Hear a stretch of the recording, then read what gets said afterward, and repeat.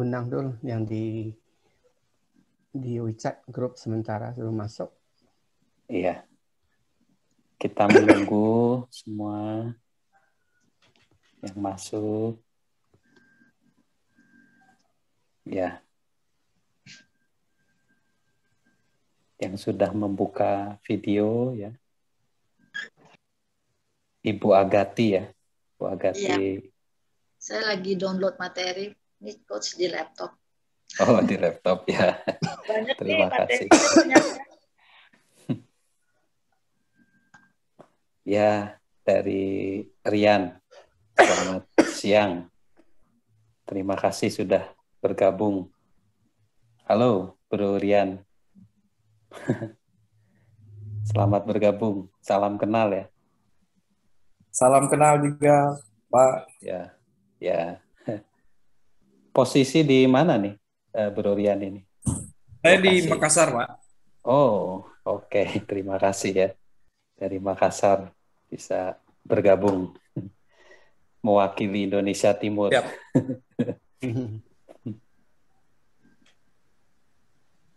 Terima kasih.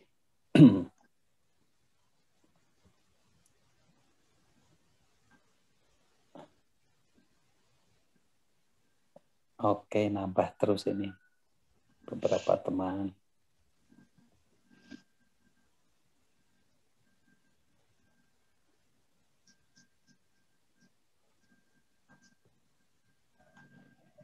Ini juga yang nampak di video Pak Fahrur Rozi. Wah, ini. Pak Fahrul, tamu setia Ya. kita, Pak. Iya. Oke, di Kalimantan. Kalimantan. Wah, terima kasih, Pak. Kalimantan terwakili. Ini keren. Ya. Senior kita terus belajar ya, Pak ya. Iya. Iya. Soalnya Mantap. member kita dari Aceh sampai Papua. Sampai Papua ya. Luar biasa ya. Member HRWK ini sudah menyebar ke seluruh antero. Antero Republik Indonesia.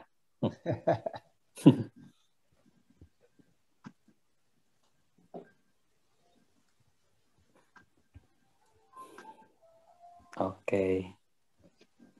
Nampaknya terus bermunculan yang bergabung di tengah PPKM darurat ya. Saatnya kita bisa belajar walaupun PPKM. Diharapkan justru banyak ya yang bergabung ya. Karena kan pada di rumah semua.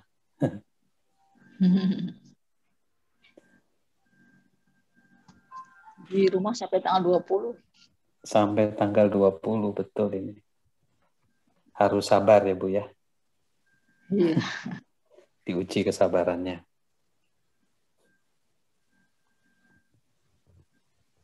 Kesehatan menjadi nomor 1 ini sekarang ini. Di mana-mana berita duka bermunculan. Ya. Di grup-grup WA, HP saya bermunculan terus. Iya. Ini hari ini moderator sebenarnya ada moderator, tapi ayahnya pas kena COVID, jadi nggak kena COVID ya. Iya, sama. Orang-orangnya orang-orang yang kita kenal lagi ya, orang-orang dekat. Iya betul, orang-orang dekat. Orang-orang dekat yang kita kenal, nggak nyangka deh. Iya. Kemarin biasanya 500 ya yang meninggal seluruh Indonesia. Rekor. Hat-trick rekornya 3 kali nih. Yang sekarang hampir 28.000 ya yang kemarin. Iya, hampir 27.900 berapa? 900 ya. Yang mati hampir 500 lah dibulatkan. Luar biasa. Luar biasa. Sehari 500. Ini lebih daripada tsunami ya. Tsunami di Aceh korbannya jadinya banyak. Tsunami berapa ya waktu itu? Nah itu berapa ya? Ratusan ribu ya kalau nggak salah ya. Tapi ini belum ya, belum sampai ratusan ribu. Masih 8.000. Tapi ya sehari dicicil. Sehari dicicil gitu ya 200, 100 itu banyak juga. Ya. Iya. Luar biasa.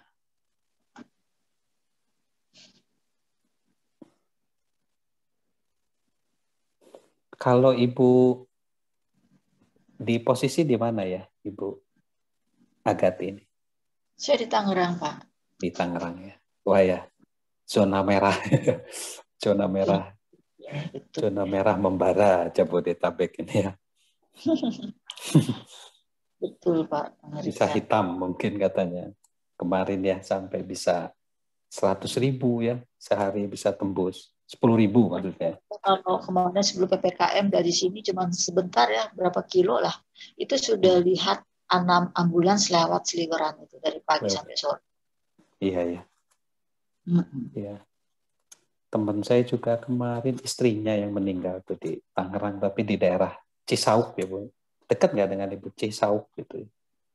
Cisauk nggak kenal saya. Iya. Tangerang juga sih.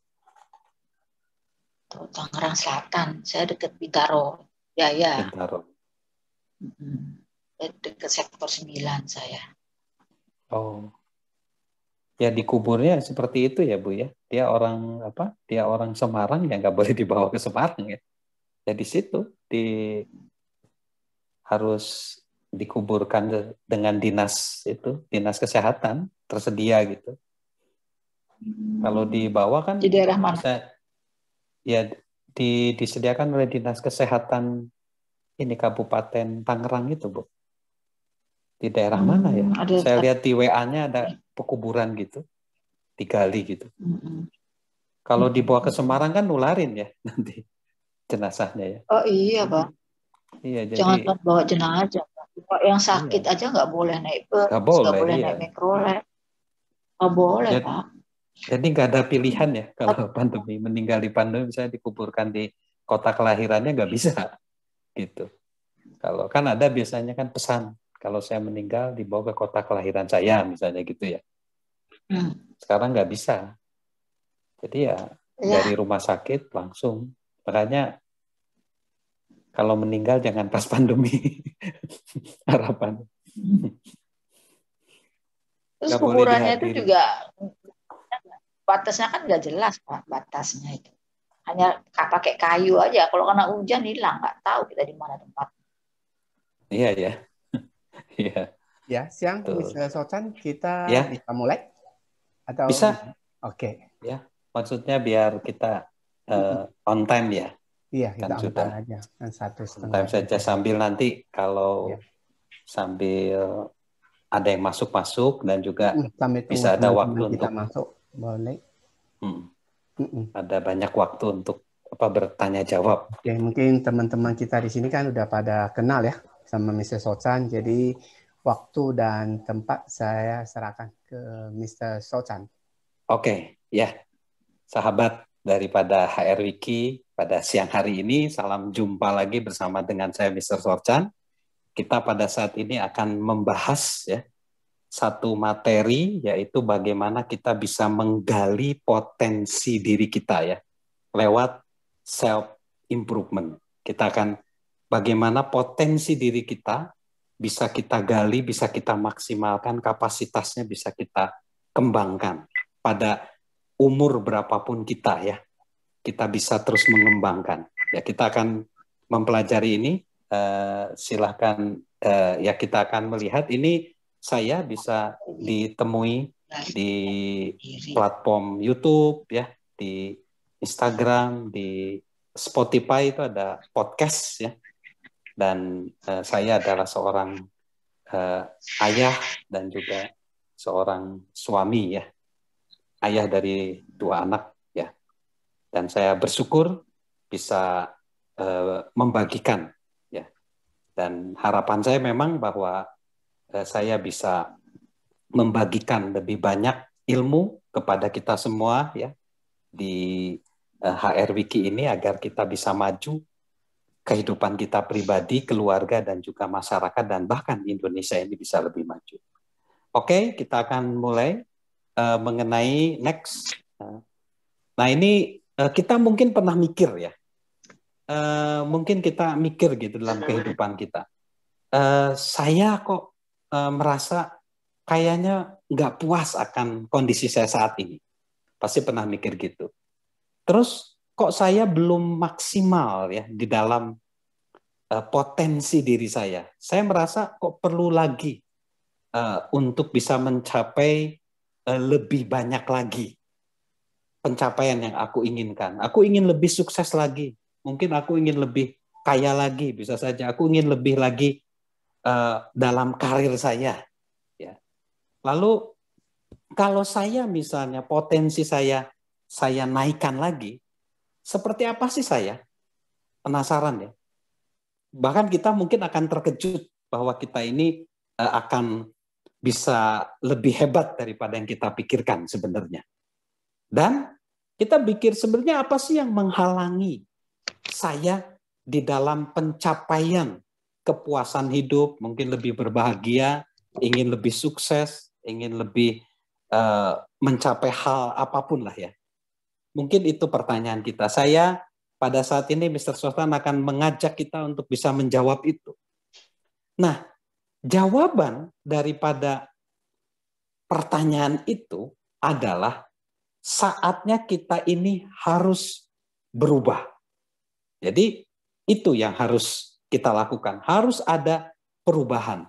Kita nggak bisa misalnya kalau kita hanya begini-begini saja dalam kehidupan kita, kita hanya diam-diam saja dan nggak ada perubahan, ya kita nggak akan ada satu yang berubah ya, tidak ada yang tercapai kalau kita nggak mau berubah. Nah perubahan itu juga harus dilakukan dengan proses ya, tidak dengan langsung, harus melewati proses. Nah baik. Nah, untuk kita menggali potensi diri kita, hal apa yang kita lakukan pertama kali? Hal yang pertama kali harus kita lakukan adalah kita harus memiliki kesadaran diri. Kesadaran atau eling ya, atau kesadaran, awareness. Jadi, kita harus sadar bahwa potensi kita ini bisa dirubah.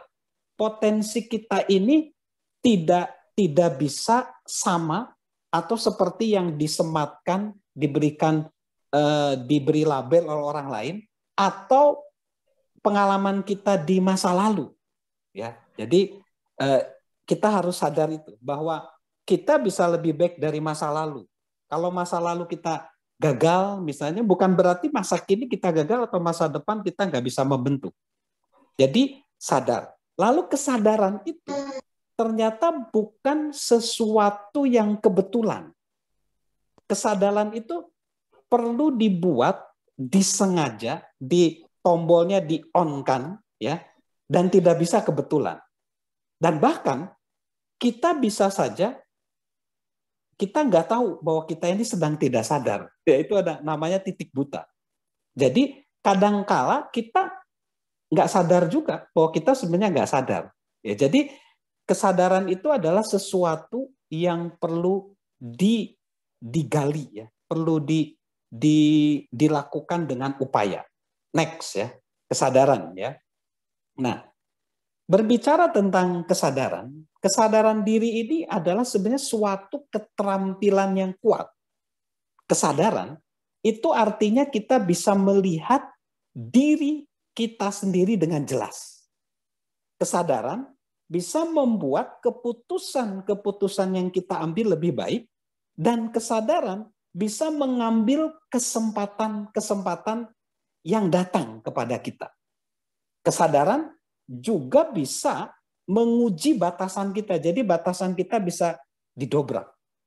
Ya, kesadaran juga bisa membuat kita jadi paham sama orang lain, dan kesadaran juga membuat kita bisa berelasi dengan orang lain.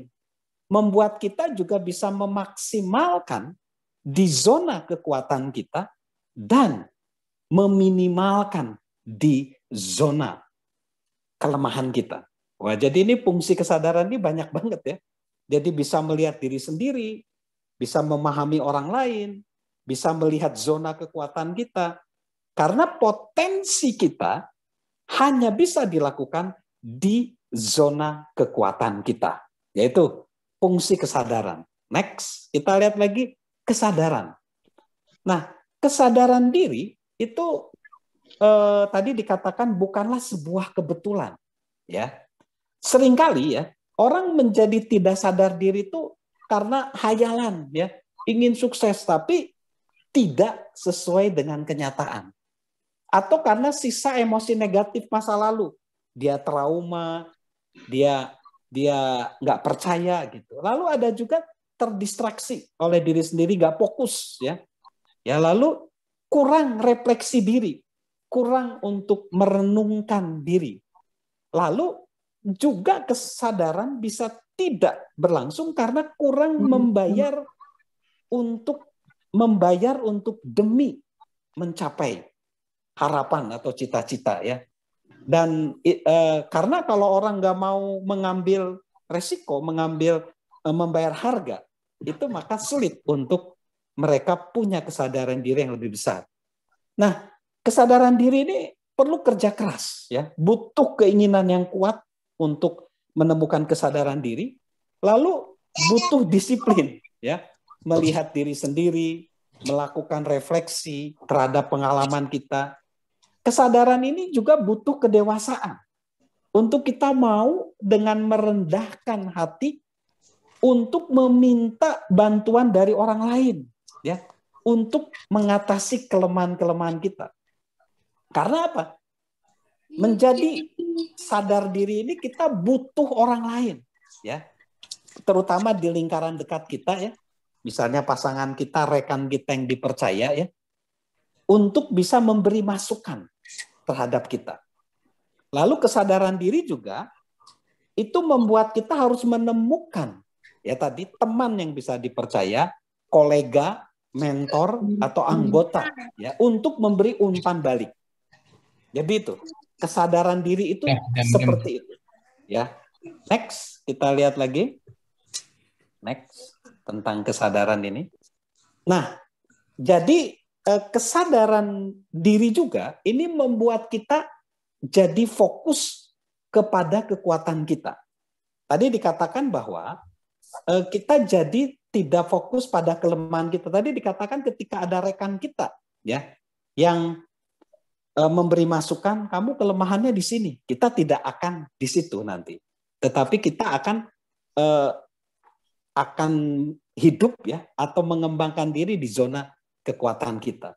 Lalu kesadaran juga itu membuat kita jadi ingin punya niat ya untuk memperbaiki diri.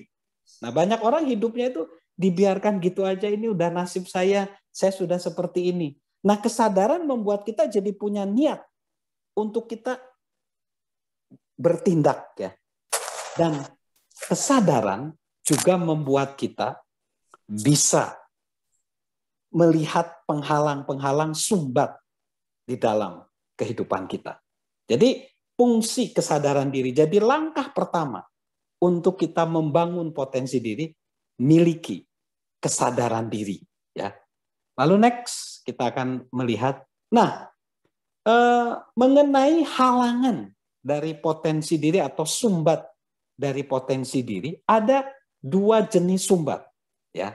Ada sumbat yang tidak bisa dihilangkan, ini sebenarnya kenyataan hidup yang harus kita terima, dan juga sumbat yang bisa dihilangkan.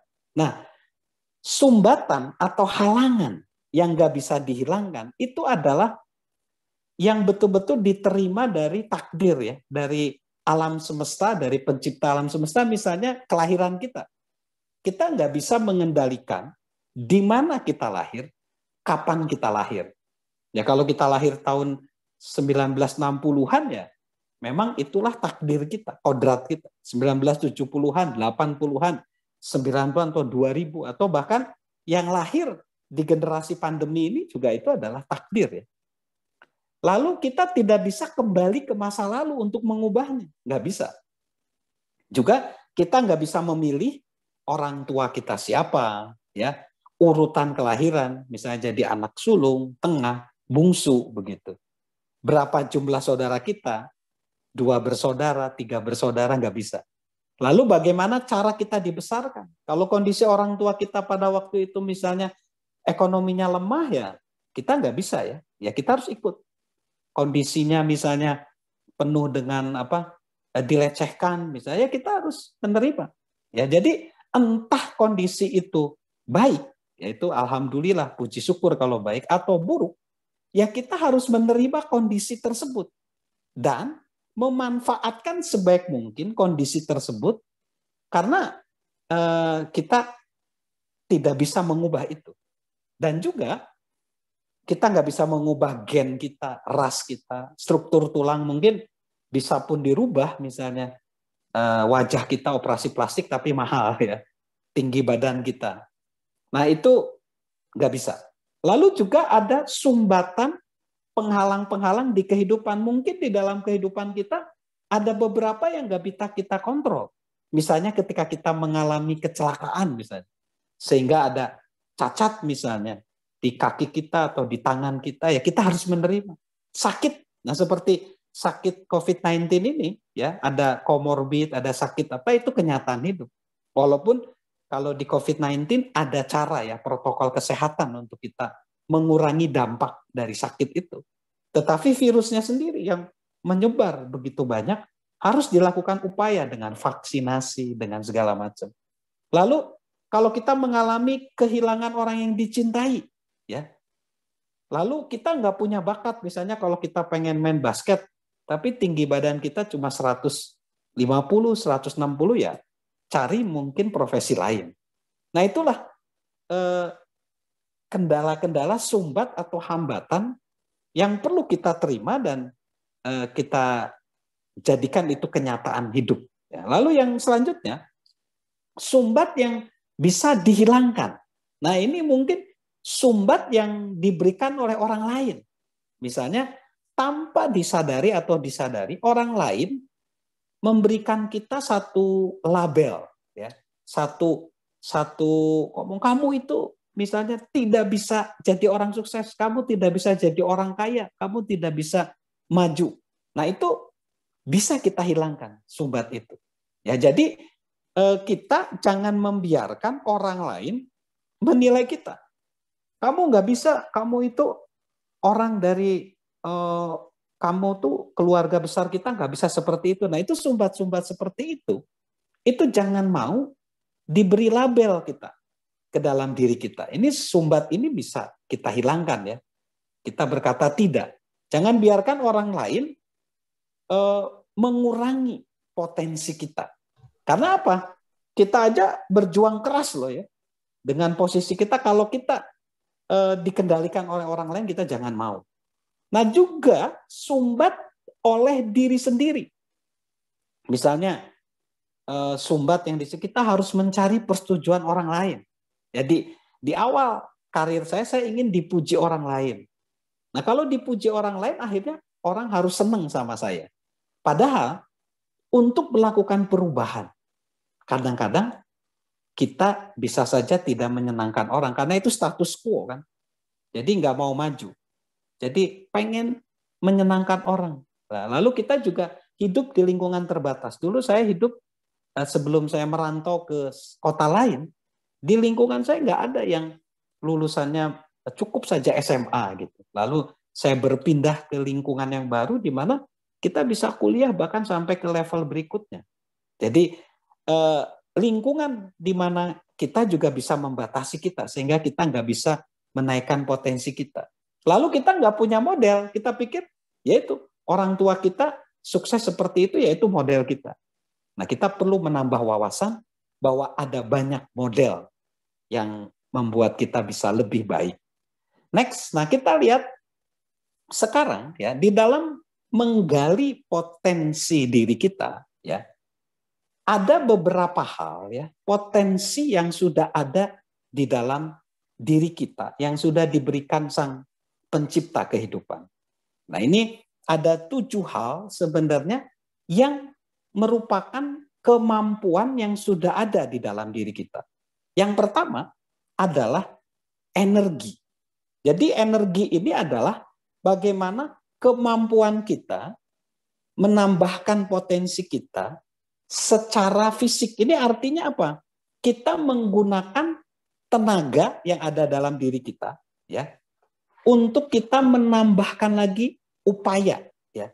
Jadi di sini kita harus menambah energi tiap hari. Misalnya kita dapat energi dari mana tiap hari. Misalnya kalau seperti kita ngisi HP ya, HP itu mesti dicas ulang. Kita juga harus mengisi kita.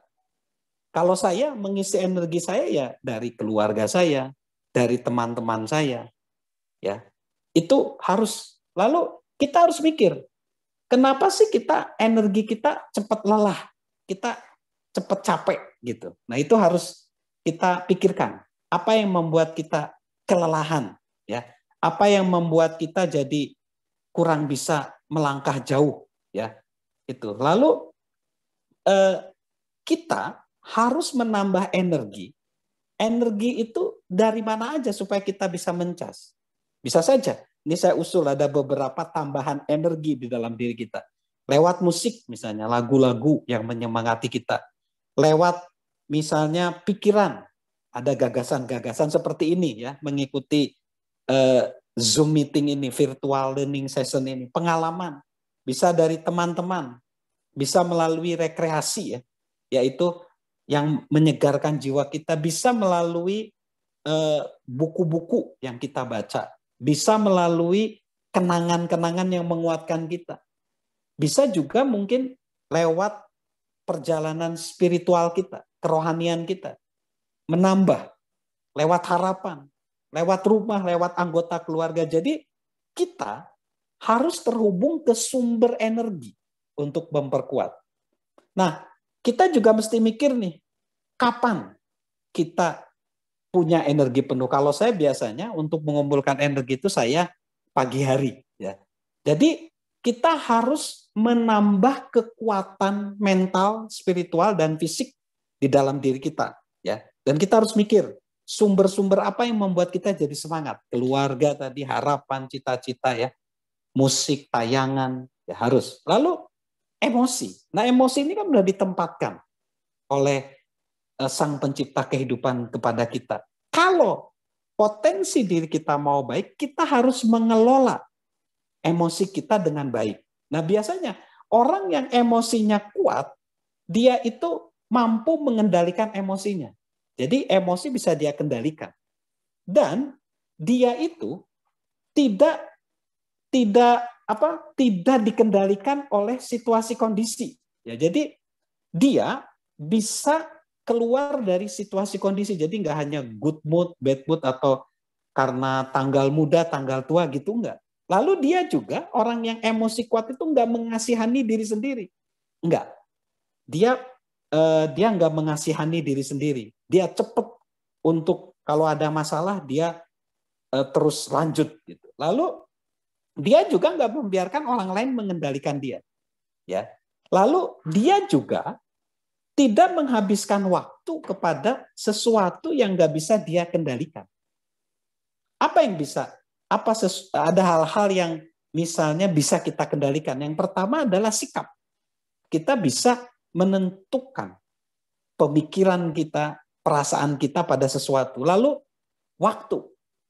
Bagaimana dengan siapa kita menghabiskan waktu, kita bisa. Prioritas. Kita bisa mengendalikan prioritas kita dalam hidup mana yang penting.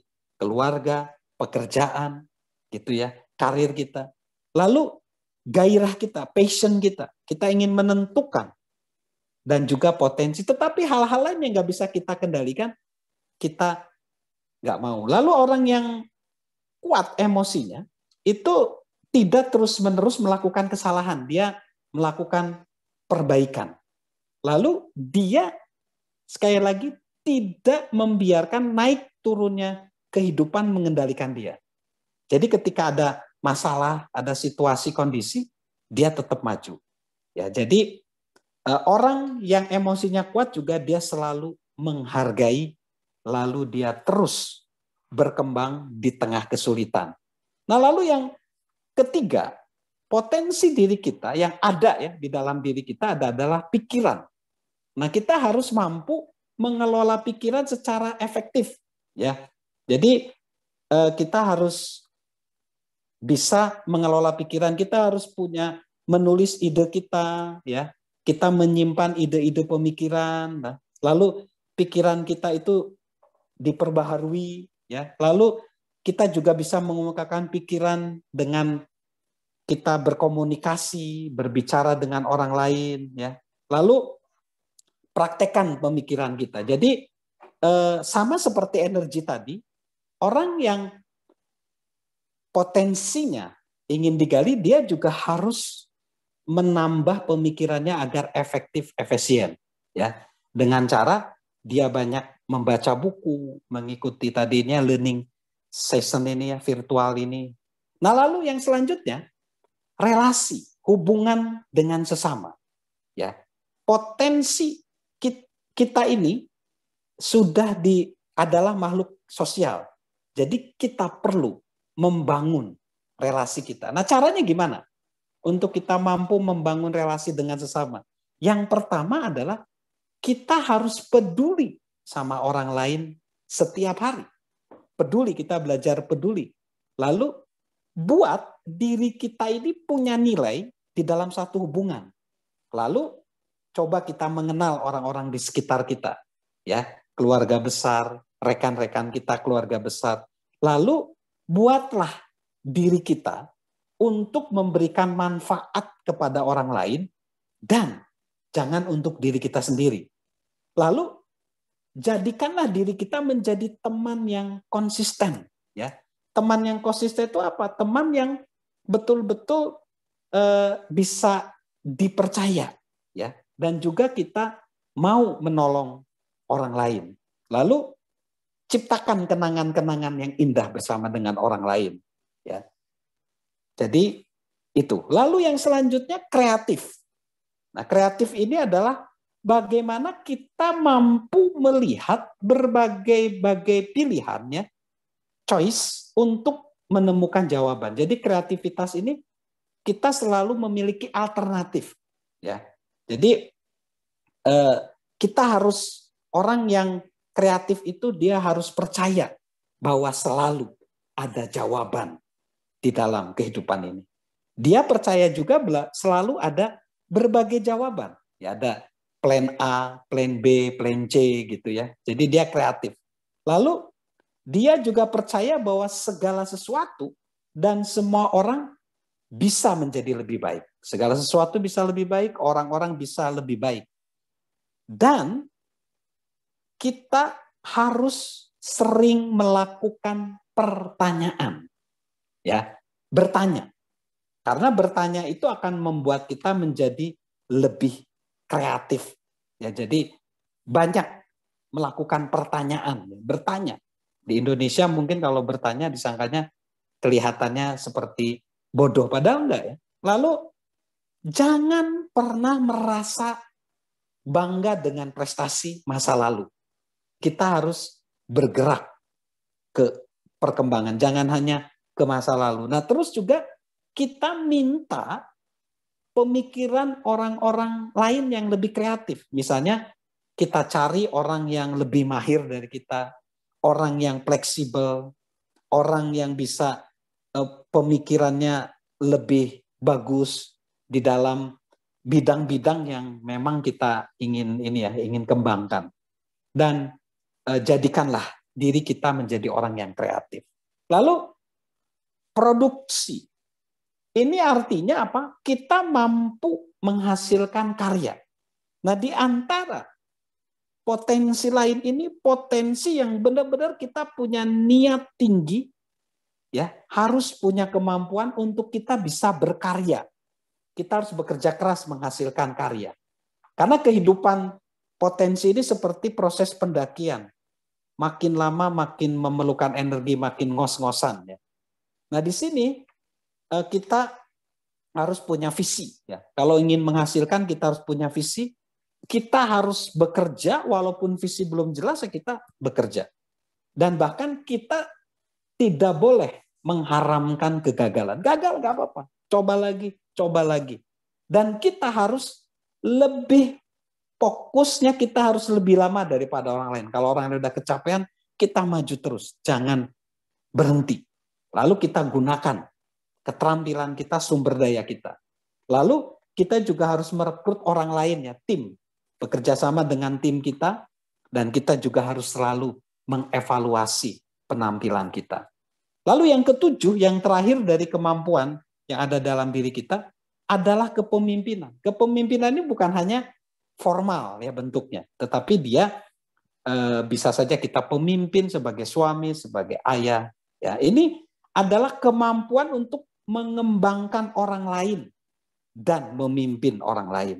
Caranya, kita harus memahami orang-orang dan mengajukan dan menemukan orang-orang yang dekat dengan kita. Ya, jadi kita harus merekrut ya orang, dan juga caranya kita harus menjadi teladan. Biarkan orang lain lihat kita transparan, kita melakukan jadi teladan, bukan hanya ngomong aja ya. Jadi itu. Nah, lalu sekarang kita masuk ke 10 ya hal yang lebih ditentukan oleh pilihan kita. Kalau tadi memang sudah ada yang sudah Sang Pencipta berikan ke kita, tinggal kita kembangkan. Nah, ini kalau ingin lebih bagus lagi, ingin lebih lagi, ini masalah pilihan. Nah, ini. Jadi ini juga bisa membooster, bisa mempercepat kita untuk lebih berhasil, lebih sukses, yaitu kalau kita punya tanggung jawab. Ya, tanggung jawab ini adalah orang yang menguasai hidup dia. Orang yang bertanggung jawab itu orang yang menciptakan dasar bagi kesuksesan. Orang yang sukses selalu orang yang menerima tanggung jawab. Dia nggak nyalahkan orang lain. Orang yang tanggung jawab itu dia lebih menyerahkan kendali hidupnya sama diri dia. Dia nggak bergantung orang lain tadi ya. Nyalahkan orang lain, nyalahkan lingkungan. Lalu orang yang bertanggung jawab itu dia akan lebih percaya diri. Dia ya. Lalu orang yang bertanggung jawab selalu siap beraksi, siap mengambil kesempatan. Orang yang bertanggung jawab dia punya kebiasaan positif, ya. Dia kebiasaannya positif, dan orang yang bertanggung jawab akan dihormati oleh orang lain. Jadi bertanggung jawablah. Lalu yang selanjutnya karakter. Ya, kita harus memilih hidup kita berdasarkan karakter, berdasarkan nilai-nilai yang baik, nilai-nilai yang luhur. Karena karakter yang baik adalah pilihan yang harus kita ambil setiap hari. Karakter yang baik itu lebih nyaring daripada kata-kata kita. Karakter yang baik, dia itu konsisten hidupnya ya di segala aspek. Jadi dia sama. Di kantor sama, di rumah sama, di pasar sama, di mall sama, di lingkungan sama. Karakter juga membuat kita bisa dipercaya. Dan karakter biasanya akan diuji saat sulit. Dan karakter biasanya dia selalu memilih jalan yang benar, cara yang benar. Dan karakter adalah orang yang suka menepati janji. Jadi pilihlah menjadi pribadi yang berkarakter. Lalu yang ketiga, kelimpahan. Prinsip kelimpahan ini adalah prinsip di mana meyakini bahwa selalu ada lebih dari cukup. Prinsip kelimpahan ini adalah prinsip di mana kita sadar bahwa segala sesuatu dari alam semesta itu diberi oleh Sang Pencipta dan kita akan menyalurkannya. Di sini mindsetnya adalah mentalitas yang kalau orang misalnya dia tidak punya prinsip kelimpahan, dia selalu ngomong tidak sama kehidupan. Orangnya jadi terbatas, ingin yang mudah-mudah saja, nyaman ya, dan dia suka menipu, berbohong ya. Tapi kalau orang yang berkelimpahan, dia ingin terus memperbesar, menantang hidupnya, menambah hidupnya. Jadi orang yang punya kelimpahan ini dia selalu yakin bahwa ya di sini contohnya mereka percaya pada diri sendiri dan berkata bahwa hal yang tersedia untuk saya lebih banyak daripada yang dilihat orang lain. Mereka percaya pada orang lain dan berkata banyak hal tersedia bagi orang lain juga dan lebih banyak daripada yang saya lihat. Lalu mereka juga percaya pada hari ini dan berkata, banyak hal tersedia hari ini lebih banyak daripada yang saya lihat. Mereka juga percaya pada hari esok. Banyak hal tersedia di masa depan lebih banyak daripada yang saya lihat. Jadi pikirannya luas. Dia tidak menjadi pribadi yang pelit, pribadi yang berpikiran negatif. Dia yakin bahwa alam semesta ini luas, tersedia banyak rezeki, tersedia banyak jodoh, tersedia banyak kesempatan. Bahkan dia juga menjadi orang yang murah hati, suka memberi. Lalu yang keempat, selanjutnya kita memilih untuk menjadi pribadi yang disiplin. Orang yang disiplin ini orang yang terus berfokus pada saat ini dan dia bertahan lama. Orang mungkin bisa punya motivasi ikut ini, wah saya semangat, tapi kalau disiplin itu terus tiap hari, dia akan bertahan lama. Orang yang disiplin ini orang yang nggak banyak alasan, nggak banyak dalih. Misalnya, saya akan berubah nanti tahun baru, saya kan sendirian, saya nggak punya pengalaman, saya takut, saya tidak tahu mulai, saya akan mulai aja nanti pas pensiun. Jadi ini enggak. Ya, orang yang disiplin ini dia orang yang terus melakukan tindakan menjadi satu kebiasaan dan dia sadar akan waktu. Ya, dia tidak mau membuang waktu. Lalu selanjutnya tadi niat. Kalau orang niat ini dia benar-benar proaktif, dia sengaja ya mengejar kebermaknaan hidup. Ya, jadi dia setiap hari setiap hari dia memikirkan cara, setiap hari dia menghargai orang, setiap hari dia ingin bermanfaat bagi orang lain, menambah nilai, itu niat, punya niat. Lalu sikap. Nah, sikap ini pilihan. Dalam situasi apapun, kita harus menunjukkan sikap yang positif. Tadi seperti tadi ya, ketika ada kenyataan hidup, misalnya kita dilahirkan dari keluarga yang tidak, kita bersikap ya, ini jadi tantangan. Ya, sikap itu adalah pilihan. Ya, kita milih untuk tetap rendah hati, itu pilihan. Lalu kita mau belajar terus seperti sekarang kita ngikutin Zoom meeting ini, kita harus ulet dan kita harus menjaga wawasan kita, perspektif bahwa hidup ini panjang, bahkan kita memikirkan anak cucu kita. Lalu yang selanjutnya, ya, kalau kita ingin potensi diri kita naik, yaitu resiko. Kita memilih untuk keluar dari zona nyaman, memilih untuk mengambil resiko. Ya, jadi orang yang beresiko ini adalah orang yang menjadikan realitas itu menjadi teman dia. Ya, dalam masa-masa sulit atau dalam kenyataan hidup tuh dia akui, dia jadi menjalani itu. Lalu dia juga belajar untuk nyaman di luar zona nyaman dia.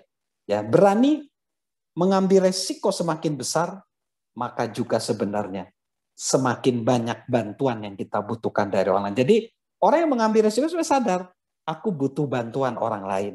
Jujur sama diri sendiri. Ya. Lalu orang yang berani mengambil resiko biasanya orang yang berani. Lalu pilihan spiritualitas. Ini adalah pilihan yang bersifat iman, kerohanian kita. Kita memberikan ruang kepada Tuhan. Bahwa Sang Pencipta kita ini ruang Tuhan. Bahwa Tuhan mampu melakukan segalanya. Bahwa Tuhan lebih besar dari kita. Dan bahwa Tuhan tidak akan membiarkan kita ya menjadi terpuruk. Dan di sini bahwa kita membiarkan Tuhan akan karena apa? Jodoh, rezeki, apapun harus seizin perkenanan dari Tuhan. Lalu orang yang potensinya ingin digali itu harus dia bertumbuh. Pertumbuhan dia memilih untuk fokus pada pengembangan diri. Ya, jadi dia ingin terus menjadi lebih baik dari kemarin, hari ini lebih baik dari kemarin dan seterusnya. Dia terus menantang dirinya untuk lebih maju. Dia terus berfokus ke depan, nggak ke belakang. Dia juga ingin menciptakan lingkungan kuat. Dia ingin selalu ada di luar zona nyaman dia. Dia terus bersemangat.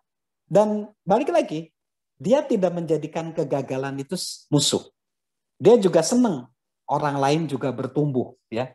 Dan dia senang, ya, untuk terus bertumbuh. Yang terakhir adalah memilih untuk kemitraan. Kemitraan ini adalah orang yang berkolaborasi dengan orang lain. Orang yang enrichment, saling memperkaya dengan orang lain. Tadi karena prinsipnya dia kelimpahan, dia ya apa yang ada di Anda, ayo kita berkolaborasi seperti HR Wiki ini kan kolaborasi. Nah, jadi potensi diri kita itu terdiri dari 3 aspek. Yang pertama, kita harus sadar diri dulu ya sadar diri, ya. Lalu yang kedua, kemampuan yang ada di dalam diri kita, ya tadi ada 7 tadi, perlu kita maksimalkan, kita tambahkan, dan di booster, ditambahin lagi dengan pilihan-pilihan yang baik. Jadi sebenarnya peningkatan potensi diri, rumusnya 3, kesadaran, kemampuan yang sudah diberikan oleh alam semesta ini, dan juga ditambah pilihan-pilihan. Jadi jika kita menyadari diri kita sendiri dan menyadari kemampuan kita untuk menjadi pribadi yang lebih baik, dan jika kita mengembangkan kemampuan sudah dimiliki dan kita memilih hari demi hari, kita memilih dengan baik, kita akan menjadi pribadi yang sukses dan berhasil. Salam sukses luar biasa dari saya, Mr. Sorchan. Ya. Terima kasih, Pak Miki. Saya serahkan untuk kita bisa bertukar pikiran dengan partisipannya, teman-teman kita di sini. Terima kasih. Ya, silakan teman-teman, ada yang mau langsung ya. Ada pertanyaan bisa langsung interaktif karena silakan. Saya belum ada pertanyaannya. Mungkin ada pertanyaan langsung ataupun atau mau chat. Sharing. Ya, boleh. Atau mau sharing boleh. Saya coba tanggapi. Siap. Ini pertama tentang genetik, ini juga pendapat Pak Sorchan. Jadi memang genetik itu ada sekarang istilah dalam biologi yang dikembangkan oleh Bruce Lipton, seorang ahli biologi, yang disebut dengan epigenetik. Jadi dia mengatakan, kalau saya punya bakat warisan dari orang tua diabetes misalnya atau darah tinggi, itu sebetulnya bisa diubah gen kita itu dengan istilahnya epigenetik tadi. Tetapi itu memerlukan pengelolaan mind. Ya. Lalu itu orang masuk yang sekarang itu kan dikembangkan misalnya antara lain melalui emotional freedom technique. Nah, itu bisa. Jadi pada beberapa hal itu bisa. Ini mungkin pendapat Pak Sorchan bagaimana. Jadi itu pendapat Bruce Lipton dan itu berkembang sekarang ini. Tapi itu kurang populer mungkin di dunia entah bagaimana sekarang ini. Tapi epigenetik istilahnya. Jadi kita bisa memperbaiki genetik. Untuk kita tidak bisa kalau tadi tinggi badan itu nggak bisa kita. Tapi ada apa? Ya tadi. Misalnya bakat penyakit, nah itu. Nah, itu. Kemudian saya ini tentang tadi tentang pengelolaan pikiran apa tadi berpikir efektif. Nah, saya melihat begini, sebetulnya bukan hanya berpikir efektif yang diajarkan di sekolah, itu sebetulnya juga berpikir tadi kreatif mungkin sudah, tapi critical thinking. Ini yang tidak diajarkan menurut saya di sekolah. Kita belajar itu memakan materi dan kita tidak bisa berpikir kritik lagi. Karena kita mungkin budaya kita itu orang yang berpikir kritis itu mau mengkritik. Ini mau menggugat ya. Nah itu, saya kira itu yang harus dikembangkan juga. Jadi karena itu kalau kita lihat buku-buku di luar negeri itu critical thinking itu sangat diajarkan. Ya itu komen saya tentang apa yang disampaikan oleh. Tapi menarik itu pada intinya sebetulnya begini.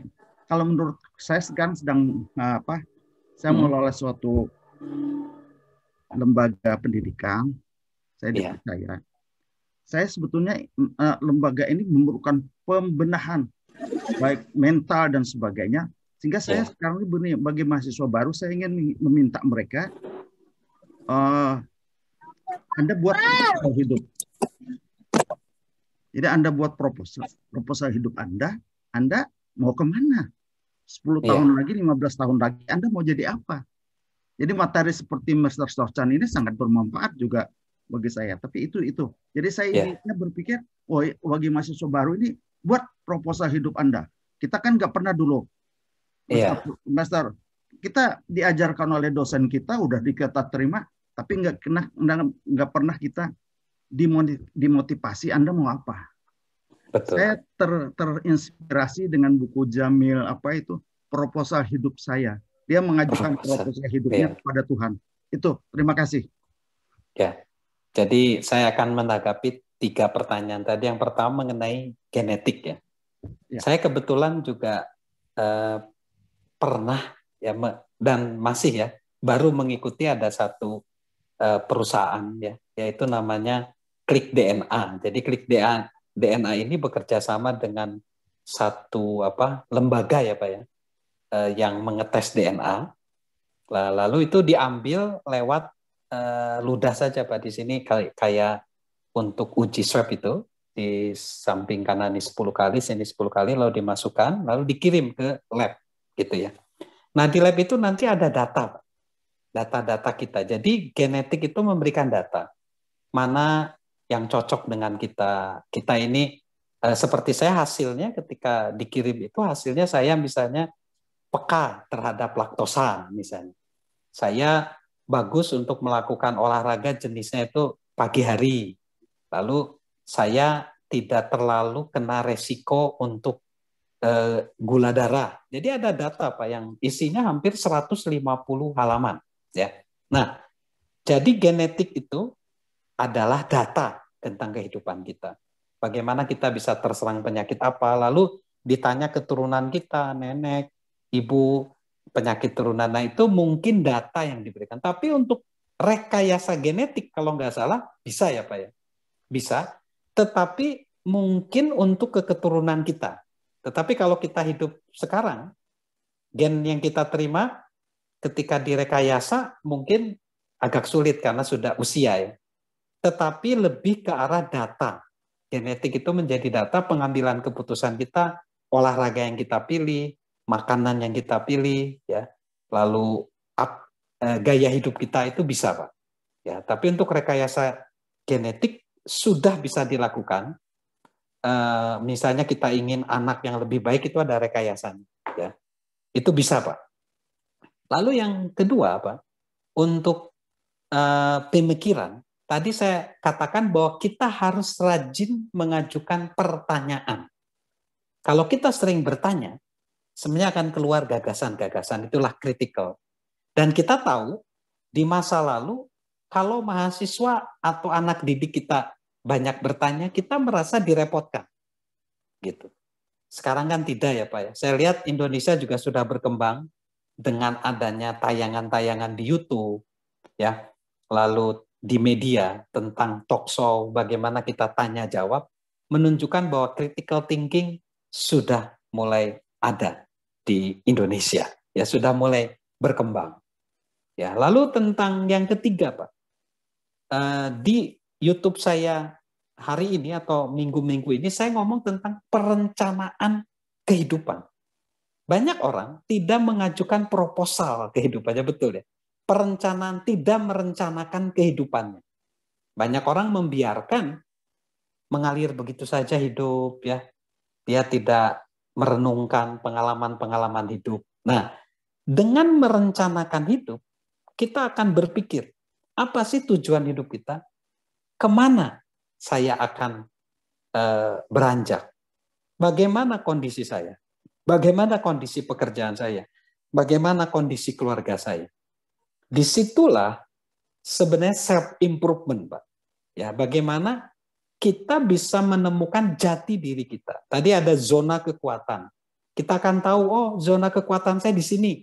Saya cocok untuk senang berbicara, berarti saya cocok jadi guru, jadi dosen misalnya. Lalu saya tahu, jadi seperti kita sedang menyusun cetak biru kehidupan kita, Pak Fahru. Jadi memang betul, kita perlu merencanakan kehidupan kita. Terima kasih Pak Fahrul Rozi atas tanggapannya, itu juga respon dari saya. Ya. Silakan, mungkin ada yang lain ingin merespon. Boleh, terima kasih Mr. Sultan. Saya izin bertanya ini. Jadi tadi Mr. Sultan mengatakan bahwa dalam pengembangan potensi diri yang sangat penting adalah kesadaran tentang diri kita ya. Nah, dalam prakteknya kadang-kadang kita itu punya ego yang begitu kuat ya, sehingga kita tidak sadar bahwa kita ini telah melakukan suatu kesalahan, melanggar nilai-nilai kehidupan, tapi merasa benar terus dan bahkan menyalahkan orang lain. Nah, dan kalau menghadapi orang-orang seperti itu, ini bagaimana ya? Ini mungkin banyak sekali di kantor, kehidupan sosial maupun dalam keluarga itu ada orang-orang yang merasa dirinya benar terus, merasa egonya dimenangkan terus ya kan, sehingga itu membuat orang lain itu merasa katakanlah stres ya. Itu yang pertama. Yang kedua tadi untuk pengembangan potensi diri itu kan kita harus bisa menemukan sebenarnya kemampuan atau talenta kita itu apa. Betul. Nah, bagaimana sebenarnya kita bisa menemukan talenta kita itu ya. Kadang-kadang setelah kita trial and error, mencoba banyak hal, semuanya baru kita temukan. Tapi mungkin Mr. Sultan punya cara tertentu atau metode tertentu yang kita bisa dengan cepat ini ya, bisa menemukan talenta kita. Sehingga waktu kita itu kita bisa langsung boosting terhadap talenta kita, sehingga kita menjadi diri kita yang terbaik di bidang itu. Itu yang kedua. Kemudian yang ketiga, misalnya Sultan, tadi kan hidup, tadi kan banyak pilihan-pilihan ya. Nah, di dalam katakanlah kehidupan ini begitu banyak masalah yang kita hadapi, ya kan. Ya segala macam lah, tidak hanya kondisi COVID, ya kondisi finansial, di kantor dan di sosial dan sebagainya, ya gitu, begitu banyak sekali. Sehingga kadang-kadang kita seolah-olah itu tidak ada pilihan gitu loh ya kan, memilih yang mana begitu, ada mental block lah dalam diri kita, sehingga kita tidak bisa berpikir dengan jernih, bahkan kita energi kita yang tadi harus kita gali itu akhirnya redup. Karena begitu banyak sekali ini, sehingga kita tidak bisa memilih mana yang terbaik untuk diri kita saat ini maupun ke depan. Terima kasih, Mr. Sultan. Ya, jadi ada 3 pertanyaan. Yang pertama, menghadapi orang yang kurang memiliki kesadaran diri, ya Pak ya, merasa diri benar. Sebenarnya teori yang perlu kita ingat, Pak, sebenarnya kita tidak bisa mengubah orang lain. Lebih tepatnya seperti itu. Karena setiap orang lain punya kehendak di dalam diri mereka sendiri. Nah, tetapi perubahan itu dimulai dari diri kita sendiri terlebih dahulu, Pak. Lalu kita bisa mempengaruhi orang tersebut. Nah, mempengaruhi itu caranya ya, Pak ya, bisa dengan sistem atau aturan yang ada di kantor, ya. Itu untuk mempush ya perubahan eksternal. Karena sebenarnya di teori self improvement perubahan itu lebih bagus dari internal. Jadi bagaimana menggugah kesadaran diri itu paling bagus kan dari internal dia. Tetapi seringkali harus faktor eksternal, Pak. Sistem yang dibangun, ya lingkungan, lalu bisa saja kesadaran diri itu, Pak, ditimbulkan oleh alam seperti COVID ini. Itu pun belum tentu membuat orang sadar diri, betul ya Pak Cerah ya. Ya dengan adanya COVID orang banyak juga yang nggak pakai masker, nggak cuci tangan, dan harus aturan-aturan itu diperketat. Jadi lebih tepatnya kita hanya bisa memberikan pengaruh kepada orang tersebut, karena tidak bisa kita mengubah dengan cara memaksakan kehendak, karena itu nanti jadi bubrah, bukan mengubah. Lalu yang kedua, pertanyaan mengenai bakat, ya, bakat unik kita. Ada beberapa hal yang menurut saya perlu dicermati. Kita ketika punya bakat itu, kita melakukan sesuatu dengan senang, ya Pak ya. Lupa waktu, bahkan kalaupun nggak dibayar nggak apa-apa, karena saking senangnya. Sehingga kita lupa akan waktu. Dan kita senang melakukan itu tanpa dorongan dipaksa-paksa begitu, itu biasanya bakat. Lalu kita bangun tidur, Pak, dengan semangat. Jadi ketika kita bangun tidur, kita semangat begitu ya. Itu tadi ada passion ya. Ada passion, ada hasrat, ada keinginan, sehingga ketika bangun tidur tuh kita langsung, ini alasan saya untuk hidup. Saya punya alasan untuk itu. Dan bahkan tadi, tapi karena dia tadi melakukan sesuatu dengan senang, lupa waktu, akhirnya skillnya tinggi, Pak, dia akan melakukan itu dengan skill yang tinggi dan bahkan orang bisa membayar dengan mahal. Itu, Pak. Memang menemukan bakat itu perlu waktu ya, Pak ya. Juga ada tesnya juga, beberapa tes ya yang dilakukan. Dan juga ya itu tadi, cirinya itu menurut saya. Jadi kita merasa nyaman melakukan itu. Tapi kalau kita merasa tidak bergairah, cepat capek, cepat lelah, banyak komplain ya, tadi ya, itu berarti kita bukan di situ mungkin pekerjaan kita, bakat kita.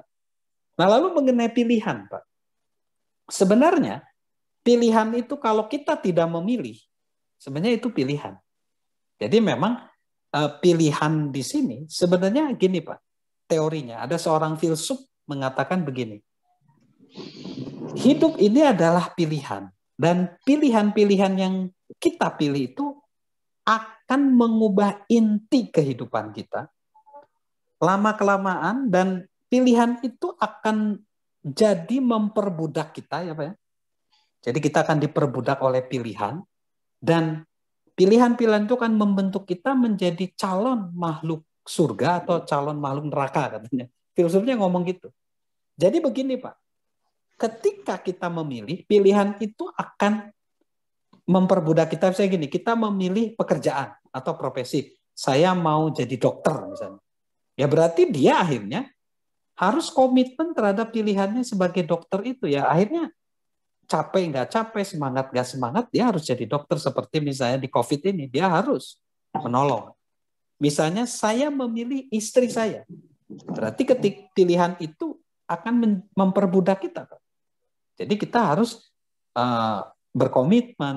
Kalau nanti punya anak kita harus diberikan dirawat gitu. Jadi ketika kita memilih, pilihan itu justru akan memperbudak kita. Jadi hati-hati kita memilih, karena ada konsekuensi terhadap pilihan itu.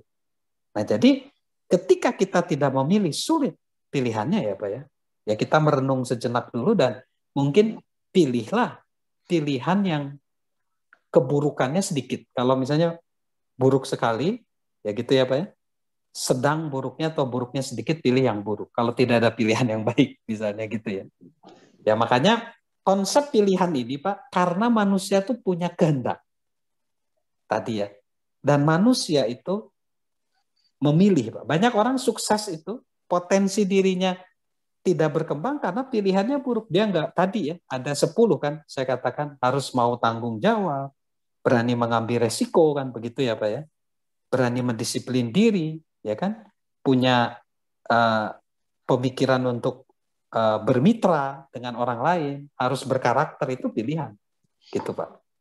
Jadi tadi mungkin lelah tadi, kita perlu diam sejenak, ada waktunya kita perlu jeda, berdiam diri sejenak, merenungkan, merefleksi diri, Pak.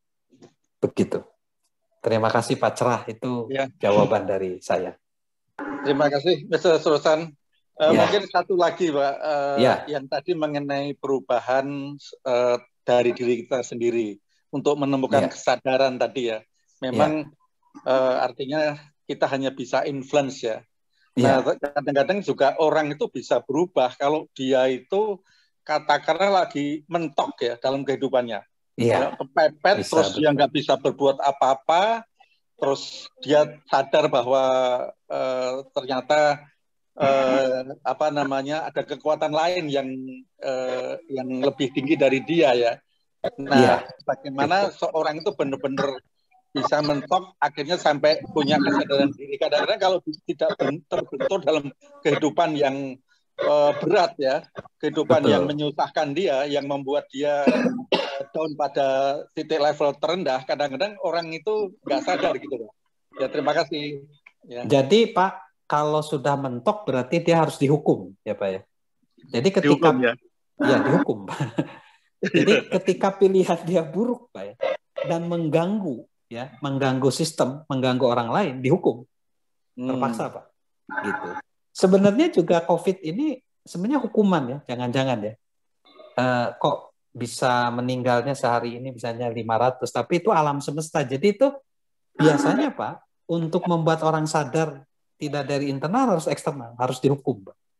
Atau harus didisiplin namanya, diberi disiplin. SP1, SP2, SP3 terpaksa. Iya, iya. Itu biasanya kalau sudah mentok. Karena apalagi sudah mengganggu sistem, harus diberi hukuman menurut saya. Didisiplin lah, lebih tepat. Begitu. Baik, terima kasih Mas Socan. Ya, selamat jumpa lagi nih teman kami ini. Selamat siang, Mas Socan. Selamat siang, Pak rekan-rekan. Ya, maaf ini saya langsung ngomong ini. Ya, siap. Menarik sekali bisa bertemu dengan Mr. Socan dan rekan-rekan sekalian yang biasanya hari Minggu ini kan waktu untuk keluarga, waktu untuk bisa buat refreshing atau jalan-jalan yang pasti. Tapi kita tetap bisa untuk merecharge diri kita, pikiran kita. Ya, saya sangat bersyukur sekali. Ya, sama-sama. Yang saya ingin tanyakan ini mengenai ini, Mr. Socan. Gimana sih kita itu bisa membuat diri kita itu kreatif? Karena kreatif, kreatif ini kan merupakan salah satu inti kayaknya tadi ya. Mungkin ada tertinggal tadi. Karena kreativitas ini ya tidak semua orang mungkin bisa kreatif. Betul. Mungkin semua orang bisa meluangkan pikirannya, sehingga antara pikiran dengan perlakuan itu mungkin beda. Sehingga kreativitas ini menurut saya gimana Mr. Socan itu bisa melihat orang ini kreatif. Karena kreativitas ini ya mungkin salah satunya ketika saya ingin bertanya seperti ini, ya apakah ini sesuai apa enggak, ini kan juga apakah ini bisa diterima oleh orang lain, ya ini kan juga sesuatu yang mungkin ya kalau kita tidak kreatif atau apapun tidak akan menghasilkan sesuatu atau sesuatu yang beda. Nah, kalau saya ini ingin tahu Mr. Socan, apakah gimana kita untuk bisa mengeluarkan ide-ide kreativitas kita sehingga kita bisa diterima mungkin dari lingkungan sekitar kita, atau mungkin dari ide-ide itu bisa memajukan dari diri kita, Mr. Socan. Oke, ya jadi cara untuk kita kreatif itu sebenarnya yang pertama itu kita harus percaya ya Pak Tato, bahwa selalu ada jawaban. Jadi orang-orang kreatif itu dia mikir, meluangkan waktu, dia sabar, bahkan bereksperimen untuk memecahkan masalah yang tak terpecahkan. Jadi memang butuh waktu ya Pak, butuh kesabaran, bahkan mungkin eksperimen tadi ya. Jadi kalau gagal terus ya nggak apa-apa, seperti yang terkenal Thomas Alva Edison itu ya, yang 10.000 bahan ya. Dia bilang, enggak, saya menemukan bukan 10.000 bahan tadi. Jadi lalu harus yakin bahwa selalu ada solusi. Kreativitas ini kan pola pikir. Kita harus percaya bahwa selalu ada jawaban dan solusi di luar sana, ya, bila kita terus berjuang untuk menemukannya. Dan tiap pintu bisa membuka ke pintu lain. Jadi sebenarnya kreativitas itu ada pintu satu kebuka, nah setelah pintu satu kebuka nanti ada pintu-pintu lain, Pak. Jadi kreativitas itu keyakinan ya. Lalu cara untuk kita kreatif itu kita harus berpikir bagaimana sih kita bisa membuat hal-hal yang lebih baik, Pak. Selalu ingin menjadi lebih baik. Begitu. Lalu di sini apa yang bisa saya lakukan untuk menjadi lebih baik? Nah, lalu untuk kreatif juga kita perlu mengajak orang-orang yang tepat. Orang-orang di sekitar kita akan membawa perbedaan dalam hal kreativitas tadi ya, ditantang kita ya. Lalu kita membutuhkan orang-orang yang bersedia menyiapkan diri sekaligus dia visinya sama dengan kita. Jadi orang yang juga gigih mencari solusi. Lalu orang yang kreativitas itu selalu bisa mengkaitkan semua hal di dalam kehidupan ini, Pak. Jadi ini kreativitas ini harus seperti itu. Ini memang kemampuan berpikir ya. Jadi, nah lalu jangan takut gagal, ya. Jangan takut gagal. Itu yang penting. Lalu kalau ide kita masih setengah matang ya Pak ya, juga lanjutkan aja Pak. Kita lakukan. Ya. Lalu yang penting juga tadi yang saya katakan dalam kreativitas kita harus merelakan prestasi-prestasi kita di masa lalu. Jadi karena yang tidak berubah perubahan itu sendiri, maka kita harus merelakan itu. Ya, jadi untuk mendapatkan hal yang baru, kita meletakkan hal yang lama. Ya, jadi seperti itu Pak. Mungkin lalu jangan juga kita terlalu senang kepada struktur. Orang kreativitas itu karena apa? Kalau orang merasa aman dengan struktur, aturan, regulasi, ya, itu akan menutup kreativitas. Nah ini, ya, jadi tidak boleh nyaman dengan struktur. Jadi kita bisa mungkin sekarang misalnya organisasi kan semakin tipis ya Pak ya, tidak panjang gitu ke bawah gitu, jauh dari customer. Jadi dengan COVID ini pun banyak struktur yang dirubah, aturan, regulasi. Ya, jadi seperti itu Pak, beberapa tips sih yang saya dapatkan untuk kreativitas dan juga harus minta bantuan orang Pak. Jadi bantuan orang lain ya, tim ya, orang-orang yang bisa memperkaya kita tadi, bermitra Pak. Kalau kreativitas kita kan ada salah satu ciri orang sukses adalah meminjam keberhasilan lain atau otak orang lain ya, untuk berkolaborasi. Karena otak kita terbatas, jadi perlu tim, begitu Pak. Oke. Salah satu tipsnya untuk berkreatif, begitu.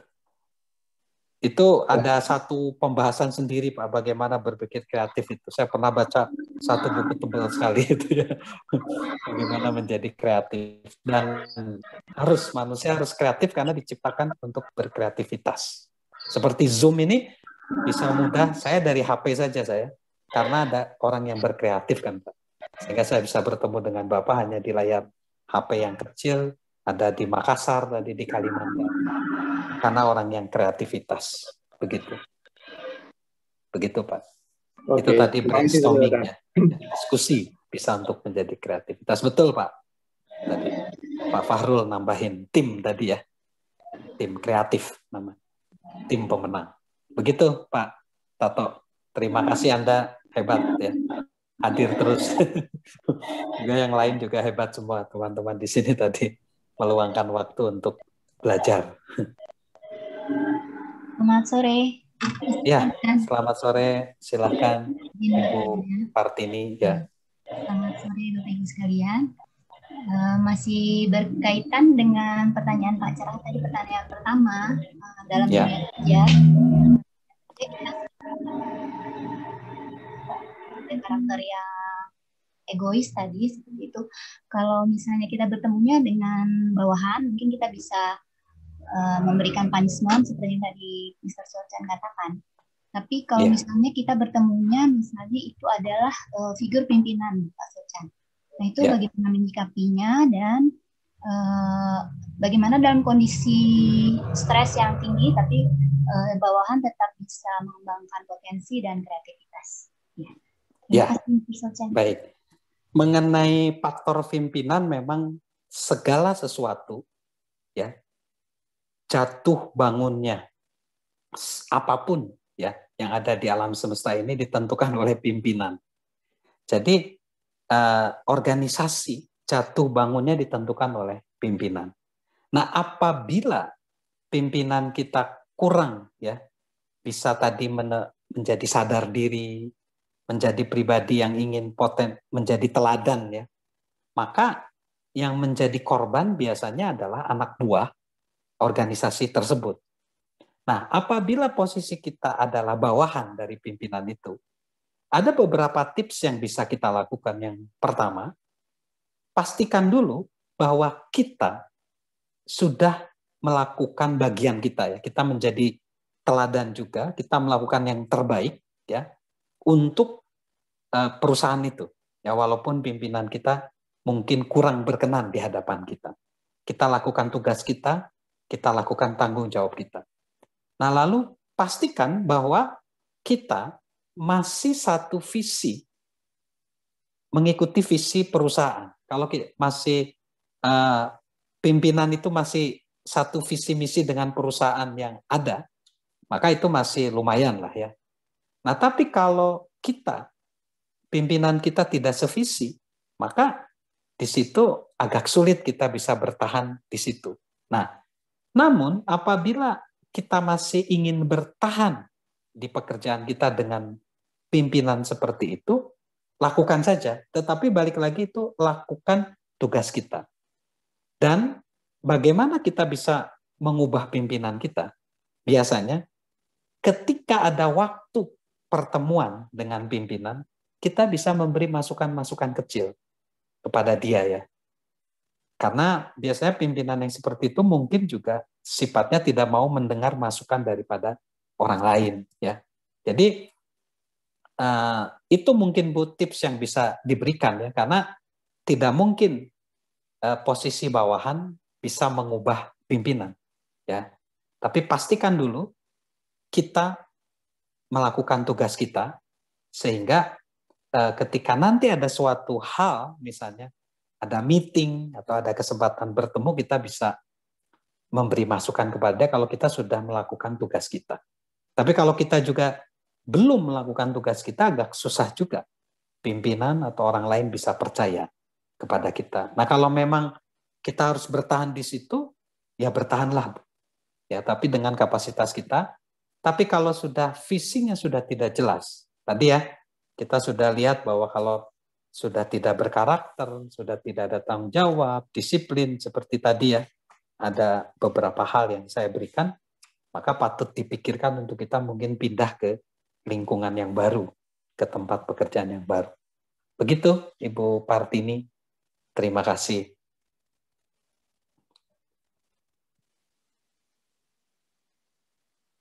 Baik. Ya, silakan yang lain ini, Bu. Silakan. Apa ya. Masih ada lagi pertanyaan? Masih ada lagi. Boleh mungkin nanggapin Bu Partini tadi. Boleh. Mungkin pengalamannya sama menambah. Ya. Iya, menambah. Ya. Dari apa yang disampaikan Mr. Socan tadi memang betul sekali ya, karena agak sulit untuk merubah karakter pimpinan. Pimpinan selalu benar, rule number one. Kalau pimpinan salah, lihat aturan nomor 1 selalu benar kan. Jadi itu yang saya pakai untuk menghibur diri, ya kan. Jadi dalam hal ini memang kita harus bisa menetralisir perasaan ketidaksukaan terhadap pimpinan yang seperti tadi, ya kan.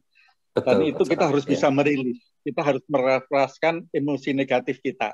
Ya kan, sehingga kita selalu tampil yang terbaik seperti Mr. Socan tadi, kita do our best di departemen kita, ya kan, ya kan. Nah esensinya adalah seperti itu. Nah terus tetap kita positive thinking, kita kepada pimpinan seperti itu kan kita harus negosiasi pun tidak bisa, kita paling persuasi, ya kan. Betul. Cara mempengaruhinya kan dengan cara persuasi. Kalau ada kesempatan yang baik ya kita sampaikan. Tapi seandainya dia memutuskan lain, ya kita terima dengan senang hati, ya kan? Dan bikin hati kita happy terus gitu loh, ya kan? Karena ini yang sangat penting, karena banyak sekali saya lihat orang yang tidak bisa menerima treatment dari pimpinannya, sehingga dia jadi down, terus prestasinya belok rata-rata, dan dia harus bisa resiliensi, ya, dia harus bisa bangkit dan tetap positif dengan memberikan yang terbaik. Nah, caranya itu sebenarnya kalau dari pengalaman saya, yaitu tadi aturan nomor 1, aturan nomor 2. Yang kedua kita serahkan, kita rilis kepada Tuhan lah kan. Yang ketiga adalah ini adalah cara Tuhan untuk mendidik saya untuk naik kelas. Sehingga saya menjadi pribadi yang lebih kualitas dan bijaksana. Terima kasih. Terima kasih. Saya jadi ingat juga namanya mitigasi ya, Pak. Mitigasi itu pengurangan dampak bencana ya. Jadi kalau kita punya pimpinan buruk seperti itu, hati-hati kita kalau kepala departemen. Kita harus jangan memberi juga kabar yang jelek gitu kepada anak buah kita ya. Jadi akhirnya jangan sampai terjadi adu domba lah ya, jangan. Jadi kita sebagai kepala departemen kita memitigasi ya, mengurangi dampak bencana begitu. Pak Cerah ya. Iya betul. Jangan ya, jadi betul Pak, dan kita kompak semua departemen. Betul Pak. Itu hati-hati itu karena kadang ada yang bermain api di situ gitu. Nanti perusahaan jadi hancur, janganlah gitu. Itu Pak Cerah, terima kasih. Betul sekali. Betul. Ya. Setuju tuh dengan pendapat Pak Tato. Iya. Ya Bu. Saya tambahin sedikit, Pak. Siap. Ya, siap. Saya kan setuju tuh dengan pendapatnya Pak Tato ya barusan. Memang untuk kalau kita ketemu sama pemimpin yang kayaknya berbeda visi sama kita atau harapan atau mungkin sifat ya, kita jangan putus asa. Kita pertama sekali harus bersyukur. Terima kasih. Karena apa? Karena dengan kita bersyukur, kita itu berarti sudah bisa melepaskan energi negatif kita. Nah, jadi kita di sini harus positif. Rasa-rasa nggak suka atau apa itu harus dihilangkan karena itu yang merupakan hambatan seperti Bapak bilang, itu hambatan pribadi seperti dari teori Bapak tadi. Nah, setelah itu ya kita kan tahu bahwa manusia itu 80% itu dikendalikan oleh perasaan, 20% itu adalah oleh pikiran. Nah, kita harus masuk kepada alam perasaannya. Jadi kita sentuh perasaannya. Nah, di situ akan lebih mudah kita bisa mempengaruhinya. Nah, gimana cara memiliki perasaan? Kita belajar tentang karakter. Nah, kita kan nggak mungkin bisa merubah karakter orang. Tapi kita bisa merubah, mengendalikan diri kita. Kita bisa mengendalikan perilaku kita. Dengan kita berubah sikap, berubah cara penyesuaian, itu akan mempengaruhi bagaimana dia berespon kepada kita. Gitu. Nah, terus jangan lupa kalau malam itu kita harus masuk ke gelombang alfa. Nah ini dia. Iya. Kenapa? Nah di sini critical area kita kan terbuka. Iya. Ya kan? Nah kita afirmasi di situ bahwa kita munculkan semua potensi yang seperti Bapak bilang tadi bahwa manusia itu kan punya potensi, mesti sadar akan potensinya. Semua prestasi yang kita punya, semua potensi diri kita catat, kita munculkan di situ. Kita katakan kalau kita mampu, kita sanggup, kita bisa. Itu afirmasinya. Nah, tapi kita harus bikin planning. Planning, apa rencana kita. Bikin proposal kita, apa yang harus kita tuju. Bikin goal kita, dan kita harus fokus pada goal kita. Nah, seperti yang Bapak bilang tadi, kita harus fokus. Nah, di situ kita harus fokus pada goal kita. Nah, gimana caranya supaya perilaku kita menetap ya, supaya timbul perilaku baru. Karena karakter itu bisa dirubah, Pak. Karakter kita itu tidak menetap. Walaupun kita sudah tua, kita masih bisa menjadi pribadi yang baru. Karena sinaps itu bisa tumbuh, neuron kita bisa tumbuh. Itu ada teori neuroplasticity. Bagaimana caranya supaya kita kreatif itu ada teorinya dan itu bisa dilatih gitu. Gitu. Saya rasa cukup itu aja deh. Mantap. Ya betul. Tadi betul, terima kasih Bu. Tadi itu Pak Cerah ya Bu ya yang ngomong. Bukan Pak Tato, Pak Cerah. Pak Cerah. Ya. Kan tadi hijau-hijaunya di Pak hijau salah ya. Pak siapa Pak Cerah ya? Mana Pak Cerah? Pak Cerah tadi mukanya ada nggak ya? Wajahnya. Nggak ada Pak Cerah. Dia Pak Cerah. Off cam tapi Pak Cerah. Teman-teman Bu Agati masukannya. Nah, ini dia baru keren ini. Nampak cerah ini. Pak Cerah ini. Terima kasih loh Pak Cerah. Pak Facur yang kata sama Pak Facur Rozi di sini nampaknya. Iya. Ini Pak Cerah muncul tadi, nampak cerah dia. Ya Bu, Ya, itu saya rasa itu aja sih.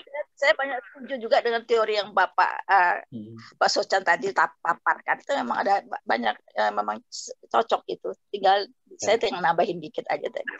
betul. Jadi memang kita bisa mengubah ya. Kita ini tadi Bu ya, Bisa, Pak. neuroplastisitas Jadi itu ya. kita bisa berubah. Jadi kita kalau misalnya memaksakan orang untuk sesuai dengan sistem, sesuai dengan aturan, tapi jangan lupa kita masuknya harus melalui perasaan. Jadi kita tidak bisa langsung menerjang ini dia ya, alam pikiran, masuk ke alam pikiran itu kadang-kadang banyak hambatan, Pak. Mereka banyak nolaknya. Karena apa? Karena kita tuh sebenarnya dikendalikan oleh perasaan tuh 80%. Pikiran tuh 20%. Kita lebih gampang masuk dari perasaan. Kalau saya wawancara kan saya itu kan asesor. Saya kan suka wawancara juga level-level direktur seperti itu ya. GPT Pratama atau juga saya wawancara mereka yang masih kabit gitu ya. Dari bawah sampai ke atas lah, tapi dia pimpinan ya. Dia selalu bercerita apa sih key person, kunci dia bisa sukses, dia bisa mengayomi anak buah, timnya bisa solid. Itu rata-rata cerita kami membentuk tim itu yang suasananya kekeluargaan gitu loh. Iya. Jadi di budaya itu kayaknya suasana yang kekeluargaan, yang akrab, saling asuh, itu kayaknya lebih masuk deh untuk kendaliin orang-orang yang bandel. Itu gitu ya, kalau yang saya dapat ya. Pesan saya tuh agak ini juga sih. Kok bisa ya dia bisa kayak gitu. Saya catat itu. Iya. Memang itu saling percaya ya Bu ya, saling percaya dibangun oleh pimpinan itu. Jangan takut bersaing, berkolaborasi tadi enrichment ya Bu, saling memperkaya. Ya. Dan tadi teori kelimpahan tadi bahwa kalau kita menolong orang lain, sebenarnya kita akan ditolong juga gitu. Kan itu siklusnya seperti itu. Kalau kita nggak menolong orang, justru kita jadi itu kan. Ya. Karena kan itu hukum daya tarik alam semesta. Alam semesta. Karena kita sebenarnya hidup itu cuma titipan sebenarnya. Yang benar itu kita tuh cuma numpang hidup sebenarnya. Jadi kita harus berbagi kan. Nah, kalau teori kemiskinan ya, kemiskinan berbagi, kalau aku memberi nanti aku berkurang, salah. Enggak. Salah. Ketika kita nanti memberi akan itu mantul ke kita. Orang mau gitu. Jadi memang itu juga prinsip itu. Seperti kita berbagi di sini ya. Gitu. Nah itu pay it forward ya. Itu ada filmnya tuh pay it forward tuh. Jadi ada anak kecil, dia punya proyek bagaimana dia menolong orang, tapi harus caranya orang itu harus memberi pertolongan 3 orang gitu. Dan akhirnya satu kota itu jadi bisa saling tolong menolong. Jadi upahnya nolong dia itu menolong lagi 3 orang. Jadi multiplikasi pertolongan gitu ya. Itu keren loh. Bisa mengubah komunitas tuh. Menolong untuk menolong lagi. Jadi yang kita berikan itu berbalik seperti itu ya kepada kita. Ya, kita ditolong gitu ya. Iya. Kita tuh mungkin akan ditolong oleh orang lain. Kalau di film itu akhirnya ditolong tuh ada seorang bos gitu nolongin gitu ke orang lain. Tapi sudah bergulirnya pertolongannya itu sudah lama gitu. Nah, saya juga yakin bahwa mungkin pertolongan itu akan muncul juga bukan di kita, mungkin di anak cucu kita.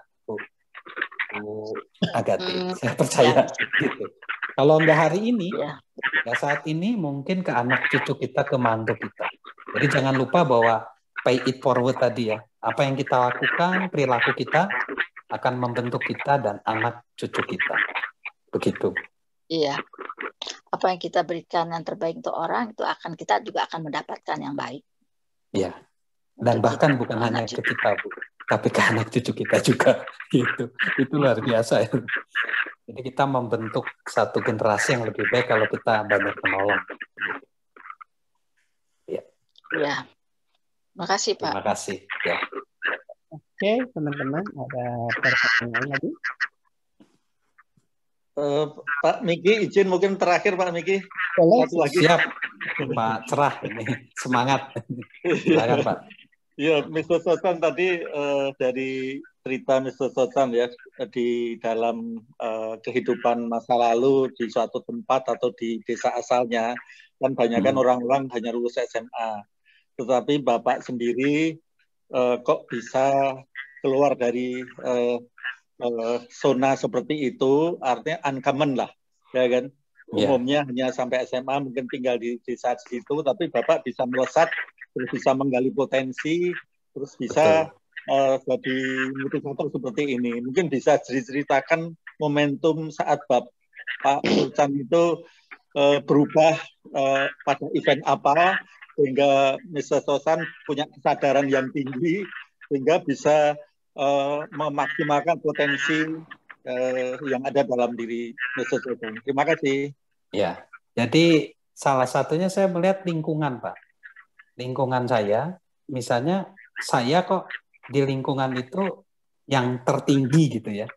Kalau kita mencapai SMA, lalu kita sering menjadi terbaik di lingkungan itu. Makanya ada satu pepatah begini, kalau kita sering menjadi juara kelas, ya, berarti kita harus pindah ke lingkungan lain. Jadi kalau kita terus misalnya di level paling tertinggi di lingkungan itu, berarti kan sudah tidak ada tantangan lagi, Pak. Saya lihat semua teman-teman saya cuma SMA, lalu bekerja, SMA bekerja, nikah gitu. Nggak ada tantangan lagi. Lalu saya disebut di lingkungan itu selalu yang terbaik di prestasinya, begitu. Nah, artinya lingkungan di tempat kita, kalau kita melihat tidak ada tantangan lagi, Pak, maka kita harus pindah ke lingkungan yang lain, begitu, Pak. Nah, itu akhirnya saya pindah ke luar kota. Nah, di situ ternyata ada pesaing-pesaing baru. Ternyata saya di lingkungan baru tuh tidak top, malah saya sedang-sedang saja, begitu. Dan itu menantang saya. Nah, begitu juga seterusnya, Pak. Ketika saya pun melihat teman-teman, kita perlu misalnya menambah wawasan ke luar negeri, misalnya ke Amerika. Saya juga melakukan studi ke sana untuk menantang. Jadi ciri ketika kita berubah, harus berubah ke lingkungan yang baru, di mana kita sudah mentok, Pak. Karir kita sudah ada tidak tantangan lagi, Mas. Kita sudah mentok namanya itu, Pak. Maka kita waktunya untuk kita mengembangkan diri di tempat yang lain. Begitu sih, Pak, Cerah pengalaman saya. Ya. Terima kasih, Mr. Sotan. Ya. Pak, kalau saya mau ada pertanyaan nih, Pak. Ya, boleh. Oke, saya tuh kan ada, ya sekarang sebenarnya saya juga lagi mikir gimana nih caranya. Ini yang saya hadapi ini kan suatu perusahaan lah. Dia terdiri dari direktur-direktur dari seluruh Indonesia lah, cabang-cabangnya gitu, direktur cabang, direktur bidang gitu. Nah, gimana caranya membuat mereka itu supaya bisa bersinergi ya?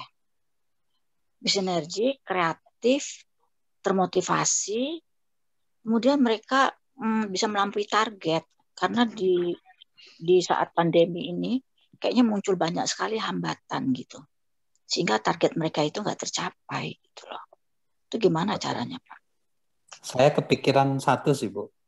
Yang pertama itu kita harus membuat mereka sadar bahwa mereka ini butuh pertolongan sebetulnya. Itu penting. Jadi itu sebenarnya jadi mereka jangan merasa bahwa diri mereka itu bisa, dan mereka harus lebih rendah hati bahwa dalam posisi krisis ini kita butuh pertolongan. Begitu, ya, Pak. Betul, Pak. Masalahnya mereka tuh sombong ya. Itu. Jadi kalau orang tadi kan di situ ada satu kata tadi pilihan, kita harus sadar bahwa kita tuh butuh pertolongan orang lain, Bu. Itu pasti. Ya. Kita tidak bisa sendiri, kita tidak bisa hebat sendiri. Nah, begitu kita sadar bahwa kita butuh pertolongan, di situ kan tercipta kesadaran lagi ya, Bu. Nah, berarti kita bisa melihat masalah. Nah, ketika orang merasa bisa, justru tidak menyelesaikan masalah sebenarnya. Masalah itu tetap ada malah bisa tambah besar. Makanya kan ada satu tagline ngomong gini, pembangunan karakter atau pemimpinan ya, itu justru harus hadir di masa krisis. Pemimpin itu harus hadir di masa krisis. Bukan masa krisis sibuk untuk dia menjaga image, bukan sebenarnya. Jadi di masa krisis sudah tidak ada jaim, Bu.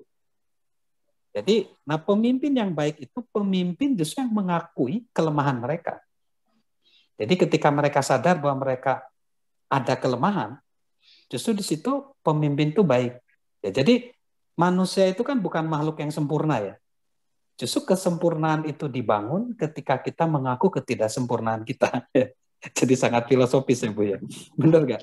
Karena yang sempurna kan cuma Gusti Allah SWT kan. Begitu kan.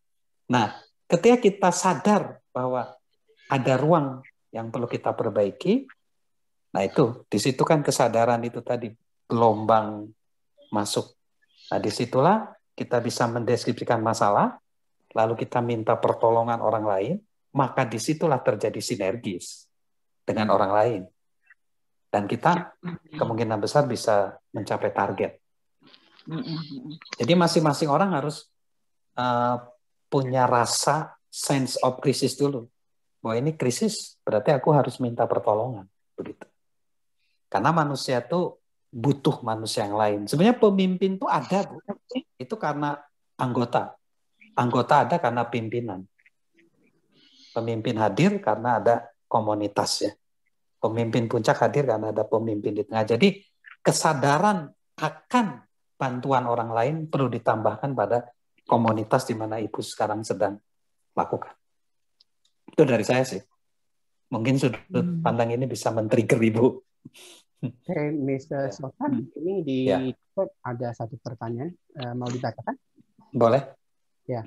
Bagaimana menghadapi karyawan yang merasa senior hanya karena yang sudah lama bekerja, tapi yang bersangkutan tersebut tidak mengupgrade diri, juga tidak mengupgrade serta sulit menerima hal baru atau kebijakan baru yang dikeluarkan oleh pimpinan yang masa kerjanya terbilang lebih baru. Ya, ini dari Flow. Iya. Jadi ini begini ya. Ada kata-kata kan bahwa pengalaman adalah guru yang terbaik. Tapi sebenarnya pengalaman yang dievaluasi itu adalah guru yang terbaik.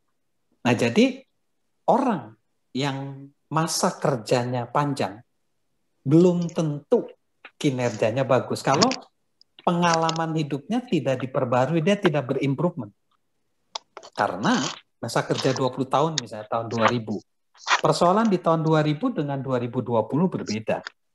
Jadi memang orang yang seperti itu banyak ya. Jadi bukan berarti orang bertambah tua itu bertambah hikmat bijaksana, tidak juga.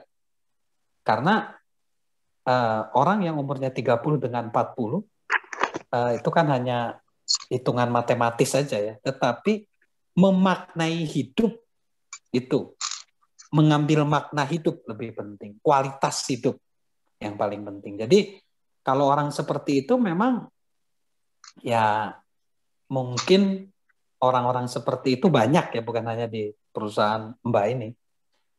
Caranya ya, treatmentnya ya mereka jangan dijadikan leader lah, dan jangan dijadikan model. Dan memang banyak orang-orang seperti itu ketinggalan dan akan kesusul ya, kesalip sama yang muda. Karena waktu ya, mengenai waktu nih, orang bisa saja hidup 20 tahun tapi nggak melakukan apa, tapi yang 10 tahun bisa melakukan apa-apa. Karena apa? Dia selalu mengevaluasi, dia selalu mengimprove pengalaman-pengalaman. Jadi orang yang berhasil itu orang yang selalu tidak mengandalkan pada prestasinya di masa lalu dan juga kegagalannya di masa lalu. Jadi masa kini dia akan membuka lembar baru, prestasinya di masa lalu akan dia taruh, kegagalannya juga ditaruh. Karena di masa kini bisa saja dia berhasil, juga bisa dia gagal. Jadi selalu ada lembar baru. begitu juga pengalaman. Nah, yang senior tadi, dia hanya mengandalkan pengalaman jadi masa lalu, tapi kan sudah usang. Begitu sih, Mbak Flo, dari saya. Gimana, Pak Flo? Mungkin ada tambahan? Iya, terima kasih. Ya, sama-sama. Ini Mrs. Socan, ini Pak Didi ada juga pertanyaan, bagaimana mencari talent dengan mudah? Mencari talent dengan mudah ya. Dan cepat. Ya dikasih aja satu eksperimen, melakukan sesuatu, lalu orang itu senang, semangat begitu, lalu positif ya, positive thinking, lalu tidak banyak mengeluh ya. Itu mungkin dengan mudah seperti itu sih. Kalau orang banyak mengeluh, banyak misalnya dia tidak semangat gitu, maka ya itu berarti orang itu nggak punya talent di situ. Kan ada namanya the right man, the right place, and the right time kan. Berarti itu bukan the right man ya. Atau waktu juga bisa timingnya. Jadi the right man, the right place, and the right time ya. Itu yang paling cepat dan paling mudah ya. Jadi ada tiga unsur kan. Right man-nya, lalu right place, tempatnya, dan juga waktu, timing. Begitu. Nah, biasanya orang talent itu kan, jadi orang itu kan hidup itu dibangun dari umur 20-an. Dia membangun pondasi ya kehidupannya. Lalu nanti umur 30-an diperkuat. Nah itu talent di situ mulai kuat. Lalu nanti sampai umur 40 itu puncak talent. Lalu nanti di umur 50 dari talent menuju ke kebermaknaan dan dia bisa menghasilkan talent-talent yang lain. Terjadi multiplikasi. Itu sih kalau secara cepat sih itu mungkin ya. Tapi tetap sebenarnya mencari talent itu tidak secepat yang kita bayangkan sih. Begitu. Terima kasih. Teman-teman, mungkin karena waktu, jadi kita mengakhiri sesi ini. Teman-teman, sebelum closing dari Mr. Socan, bisa nggak buka video? Kita akan ambil foto untuk ini arsip. Buka kamera, ya. Kamera ya. Ya.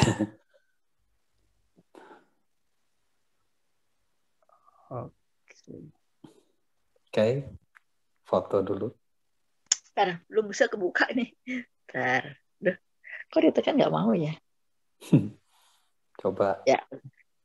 Tutup lagi. Bentar ya. Udah nggak apa-apa, Pak.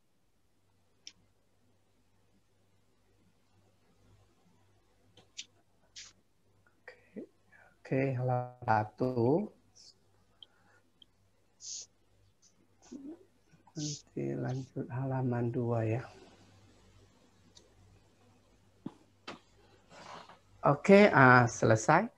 Mrs. Sosan bisa kasih statement? Dari closing saya, marilah kita terus mengembangkan potensi diri kita ya dengan melakukan self improvement, dan self improvement itu dilakukan terus-menerus ya setiap hari, dan juga teruslah kita untuk tadi ya merencanakan kehidupan kita menjadi lebih baik, dan juga selama ada waktu gunakan waktu semaksimal mungkin ya, jangan buang-buang waktu supaya kita bisa hidup lebih baik, dan juga jadikan kita menjadi teladan ya kalau kita orang tua kepada anak kita, mantu kita, dan kita ketika kita juga banyak kita membantu orang lain, membagikan sesuatu kepada orang lain. Dengan itu, maka ketika kita melakukan pertumbuhan kepada diri kita sendiri, men-self improvement diri kita sendiri, kita juga bisa nilai diri kita menjadi lebih tinggi, potensi kita lebih tinggi, dan kita bisa mempengaruhi orang lain dengan pengaruh yang baik, sehingga komunitas, keluarga, pekerjaan, bahkan bangsa kita bisa menjadi lebih baik. Salam sukses dari saya, Mr. Sorchan. Oke, terima kasih semua. Selamat siang. Selamat Siang. siang. Terima kasih. Terima kasih. Terima kasih. Terima kasih semuanya. Ya, Selamat terima siang. kasih. Terima kasih. Selamat siang. Pak Ya, Miki, Pak Sorchan. ya. Apanya? Terima kasih semuanya. Ya. Thank you so Terima much. kasih. Terima Oke, kasih, you are Pak welcome. Miki. Ya.